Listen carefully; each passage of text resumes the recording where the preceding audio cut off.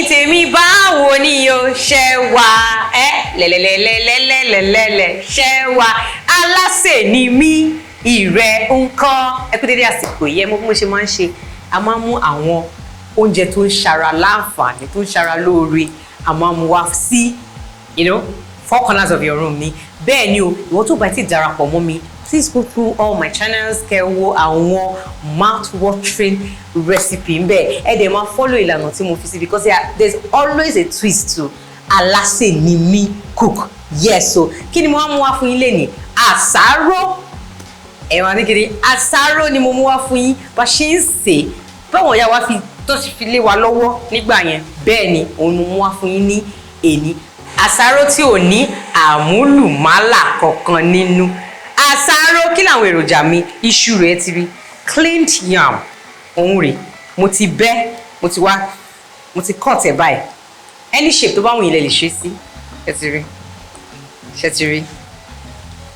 so mo ti gé sí wẹ́wẹ́wẹ́ in chunks òun mo ti gbé sí báyìí ata Lilo mo máa emphasize very well pé tẹ́ bá lọ ra ata lọ́jà tàtàṣé rodo tòmátì ìbáwá anything tẹ́ bá ti lọ ẹ máa endeavour láti máa bọ̀ dáadáa kẹ́ tó fi ṣe anything yín ata yìí mo lọ rà mo lọ mo dẹ̀ bọ̀ dáadáa ṣó ti yé yín so that's it then epo lele òróró sherry mixture epo àti òróró nínú Asaro ó máa take it to the next level yes then Isebe Adun ọbẹ̀ àti ọ̀pọ̀lọpọ̀ Alubosa tarora chop by kí ni a máa ṣe mi ìfẹ́ dènà pẹ̀lú rárá mo ti ń tẹ́ bá rí omi ti fẹ́ máa ó kò kán dandan kẹ́ kọ́kọ́ gbé omi kaná o ṣó yé yín kẹ́ má ní Alase Nimi ó ṣe kò kán dandan o but torí àkókò omi mi ó ti wà lórí iná ó ti fẹ́ máa hó lọ kò ṣe pé ó hó bẹ́ẹ̀ yẹn sí rí so mo wá fẹ́ da iṣu sí just to aid the fastness òyìnbó kó ṣàtètè jiná tómi bá ti hó ìtì omi yẹn tó ti hó yẹn á tètè jẹ́ kí iṣu yẹn kó rọ̀ Asaro kò nídìí kí omi kó over pọ̀ bẹ́ẹ̀ yẹn so that Asaro yìí ò ní lọ ṣàn jù kò dẹ̀ ní tíìkì jù a fẹ́ wà in between òun ni so ṣe ti rí omi yẹn ti ń gbóná lọ.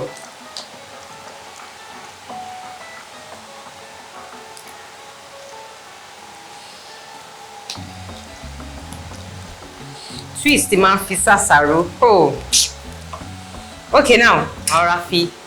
iyọ̀ bẹ́ẹ̀mbẹ́ẹ̀m sí mo ti máa ń sọ fún yín pé iṣu náà máa ń tètè mú iyọ̀ máa ń tètè mú iṣu so little when I mean little díẹ̀ náà ni so that ẹ bá kọ̀ tí tẹ̀sẹ̀ sí pé ó ti wà okay ẹ má máa jẹ́ kí iyọ̀ já iṣu kò kí n really jẹ́ kí taste ẹ̀ kó fine then onions Asaro la fẹ́ ṣe of course na ṣé ti yé yín so ẹ jẹ́ kí onions yín kó pọ̀ dáadáa so nǹkan tí máa ṣe máa rọra ṣe báyìí máa bò máa wá fi sílẹ̀ kó sè dáadáa ìyẹn pé kó rọ̀ láti ṣe é gún tí bá ti wá after like 10 to 15 minutes because iṣu tútù ni mo rà iṣu tútù òde kì í tètè ó máa ń tètè jìnnà ṣó ti yé yín so máa padà dé let's say like 10 to 15 minutes ó yẹ kó ti ṣe é gún dáadáa mò ń bọ̀ mi ò tí ì dé.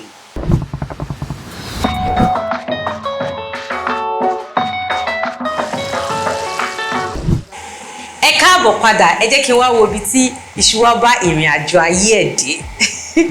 oh wow I can tell ó ti ṣe kí ni ó ti fọ́ ẹ ti rí kí ló hèdè ní fífọ́ kíákíá ìyẹn Alubosa náà ó tún máa help ẹ ẹ ti rí so it's ready for our Asaro ṣe rí pé ó fọ́ ni mo tún ṣe ń fi kíní bù ẹ má dá mi lóhùn nǹkan tí màá kọ́ ṣe ni pé mo máa mú spatula mi mo ti rọra lò ná báyìí a máa wá bẹ̀rẹ̀ sí ní fọ̀ ṣe ti rí ẹ lè máa ṣe báyìí torí kí n tẹ́ bá dẹ̀ fẹ́ ṣe bẹ́ẹ̀ lè gbé kúrò lórí stove yín but you can actually do like this torí ẹ̀ mo ṣe ní pé ẹ jẹ́ kí iṣu yín kó rọ̀ dáadáa but èmi máa ń like ẹ jẹ́ kí n gbé kalẹ̀ kí n sáré gun sharp ni so that kò ní máa ní ẹjọ́ wẹ́wẹ́ inú so òun lélẹ̀ ṣé ti rí báyìí so ìwọ tó bá fẹ́ kí iṣu kó wà nínú àsáró o ní jẹ́ kó gún tán ní gún gbogbo ẹ̀ tán ṣóyé mọ̀ bẹ́ ṣe máa rọra ṣe tẹ́ bá notice pé omi inú ẹ̀ ò pọ̀ it was deliberate o torí tómi bá ti pọ̀ jù nínú iṣu tẹ́ bá máa gún máa sá báyìí ní rí fọ́ dáadáa ṣóyé yín ẹ ṣáà ti rí bí mo ṣe rọra ń tẹ̀ tó ṣe rọra ń fọ́ so make sure pé iṣu yín rọ̀ dáadáa kẹ́ tó bẹ̀rẹ̀ process yìí torí process yìí máa ń wà tedious tí iṣu ò bá rọ̀ dáadáa ẹ máa fọ́ kó tó gbọ́ràn ṣó ti yé yín báyìí so èmi máa ń like díẹ̀ kí iṣu máa fọ́ kó fọ́ kó dẹ̀ tó máa fọ́ tán so ṣe ti rí pé mo ṣe rọra ń dà mò ń gún bí ẹni gúnyán so kí n má joyè pé ìmọ̀ tara ẹni nìkan èmi nìkan kọ́ mo fẹ́ jẹ oúnjẹ yìí ṣe ti rí bẹ́ẹ̀ mi ṣe láì kí àsáró mi ṣe máa rí lélẹ̀ ẹ ti rí ó fọ́ bọ̀ ó fọ́ ṣàkàṣàkà iṣu ṣì wà ń bẹ́ẹ̀ ó dẹ̀ so a máa wá ṣe kí ni a máa wá gbé padà sí orí iná eripotic ẹ máa bá mi ká lọ a máa rọra gbé padà sórí iná báyìí mo ti gbé padà sórí iná báyìí màá wá mú kí ni ata mi mo ti bọ́ ata yìí o ẹ make sure pé pepper mix yín ẹ bọ́ o to give it a very nice taste tẹ́ bá ṣe fẹ́ kó rẹ̀ sí kẹ́ bu ata sí so I think this is okay for me màá wá rọra bu ẹ wò òróró tó bá jẹ́ wọ àsáré olóróró nìkan ló fẹ́ sí like this is okay ẹ má add epo mọ́ but I bet you tẹ́ bá add méjèèjì pọ̀ you will love the look and you also love the taste so ẹ rí pé díẹ̀díẹ̀ mo rọra ń fi sí ẹ ti rí epo yẹn pé wọ̀ntúnwọ̀nsì epo mi dà o epo tí mo rà yóò dà tí epo yẹn ò bá dà ẹ try as much as possible kẹ́ gbá díẹ̀ ní ráńpẹ́ ṣóyè yín ní ráńpẹ́ kò ṣe pé ẹ fẹ́ dín ata rice ṣe ti rí báyìí so ata yẹn ti ṣe ó ti ṣe kí ni ó ti jẹ́ kó mi wà lójú ẹ̀ àti epo àti kíní tá fi sí ẹ̀rí ni look at that colour àsáró wa elépo rẹ́dẹ́rẹ́dẹ́ àti olóróró ṣúẹ́ṣúẹ́ so ìwọ tó bá láìkì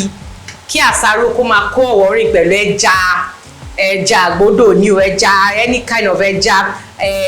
èdè ni gizzard ni àsìkò báyìí ni kókó sí do you understand but èmi mo láìkí àsáró mi máa plain mo lè wá bu ata lé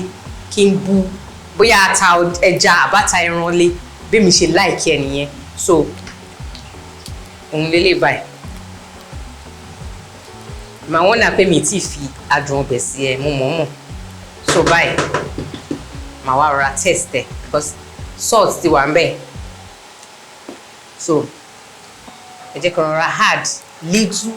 adùn ọbẹ̀ sí tí salt yẹn bá mu dáadáa bí mo ṣe fẹ́ èmi ò sábà lo adùn ọbẹ̀ sí àsáró but tó o bá mu dáadáa mo lè rọra ro ráńpẹ́ sí so tẹ́ bá wá realize pé ó ti thick jù you can add little water sí láti lè ṣe epo àti ata yẹn tá dà sí láti lè ṣe kí gbogbo ẹ̀ kó ṣe kí ni kó sẹ̀ǹgẹ̀mẹ̀ǹgẹ̀ kó tún gbọ́dọ̀ láàmì jù so báyìí a máa cover a máa fún ní like 3 minutes kó marry ara wọn then after that a máa wá serve pẹ̀lú ata panla mò ń bọ̀ mi ò tí ì dé.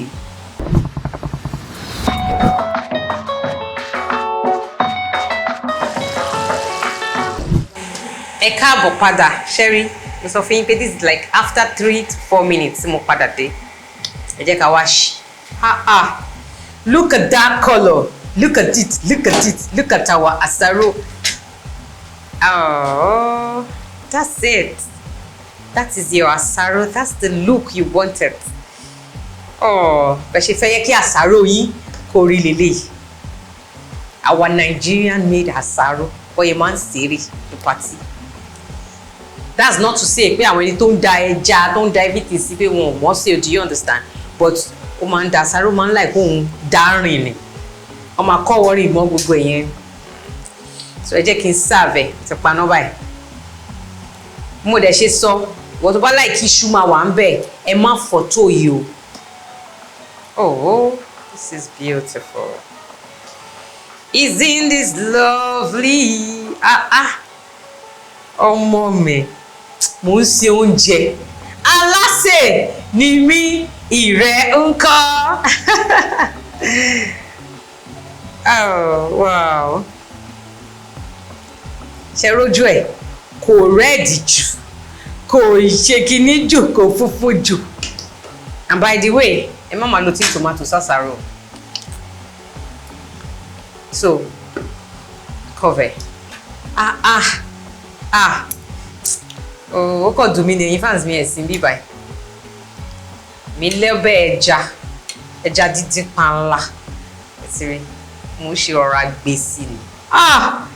Màá wá rọra ṣe kí ni? Màá rọra ṣáàbù ẹ̀ ṣáàbù ẹ̀. Mo ń bọ̀ ẹ jẹ́ kí n rọra lọ gbélé padà sílẹ̀. Like this. Ṣé mo pé Asaro ti ní ata náà tẹ́lẹ̀ so ẹ má over, you know. Ẹ jẹ́ kó wà plain and beautiful báyìí. Ṣó yé yín? Ṣé ẹ̀rọ Asaro ni? Ọmọ mi. Alase Nimi má pa mí náà, kẹ̀kẹ́ má pa mí náà. Bọ́n ṣe ń ṣe Asaro ní Nigerian party. Ṣó yé yín? Ẹ jẹ́ kí n taste ẹ̀.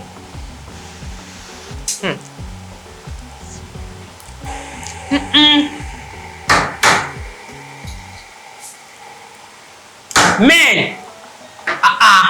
you didn't whine. Can you do? Oh, hey, gbàgbé. Money moraz. I need to give you that. Please go and follow this recipe. In total, bí mo ṣe, ẹ má yọ kúrò, ẹ má fi kún. Like I rightly said, kò ṣe dandan pé kó jẹ́ irú ọbẹ̀ báyìí, I mean, kíni but tẹ́ bá fẹ́ jẹ Asaro, ó máa ń dá pé ọbẹ̀ ata dídín lẹ máa lò sí. Ẹ̀yin fans mi, I can't wait. Ẹ jẹ́ kí n lọ farabalẹ̀ kí n jẹ. Ẹ jọ̀ọ́, ẹ rántí láti subscribe and share my videos. I love you guys. Please recreate this recipe. Bye.